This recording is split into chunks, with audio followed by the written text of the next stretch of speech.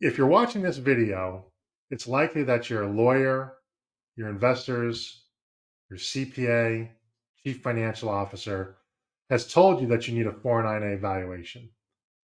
And maybe you completely understand exactly what that is, but 409A valuations can be fairly technical. 409A refers to Section 409A of the U.S. Internal Revenue Code. That is a test to determine whether equity compensation instruments such as stock options, phantom stock, profits interests, or stock appreciation rights qualify as deferred or current compensation.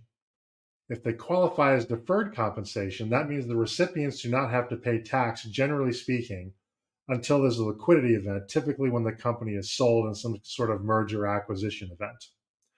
On the other hand, if these instruments do not qualify as deferred compensation, that means that they are taxed as current W-2 income, which can be disastrous for your employees because that would mean that your employees would be required to pay tax on a piece of compensation that was not given in cash itself. So, in other words, your employees are given a cash liability for a non-tax asset, and that can be very difficult for those employees to absorb. In some cases, they'll even decline the compensation. So, the way this test is performed typically is a firm hires an independent valuation firm, such as High Score Strategies, to determine the fair market value of the underlying equity. And this is used to facilitate the completion or the performance of the 409A test.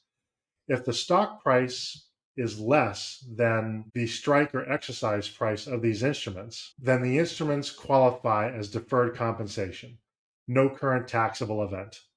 On the other hand, if the fair market value of the underlying equity is worth more than the strike or the exercise price, then the difference between the exercise price and the fair market value of the underlying shares is considered current income, which brings on, as I mentioned, negative tax consequences. 409A valuations can become fairly complex because the valuations take place in two phases. The first phase is to determine the value of the company itself. Now, this can, in some cases, be fairly easy if the company itself had raised money from outside investors. That valuation can often be used as the valuation for the entire company. Where 409A valuations can become tricky lies in the capitalization table or the structure of the equity instruments.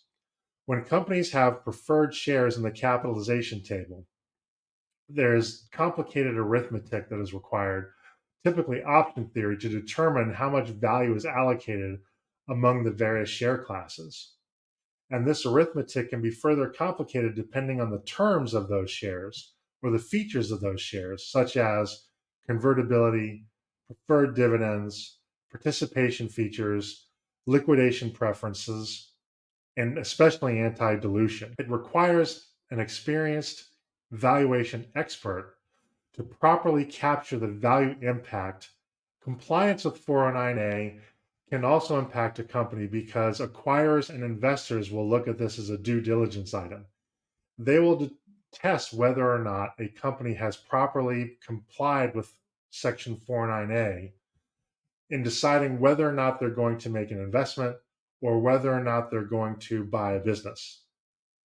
If an investor or an acquirer determines that your company's compliance with 409A is inadequate, that may lead them to reduce the valuation of their offer or may even cause them to walk away from the deal as well.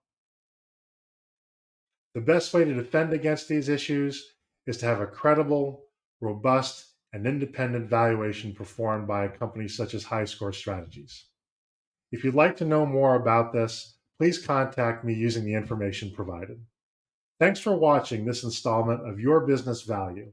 And if you received value from this video, please like and subscribe, and let me know in the comments what topics you would like me to cover next.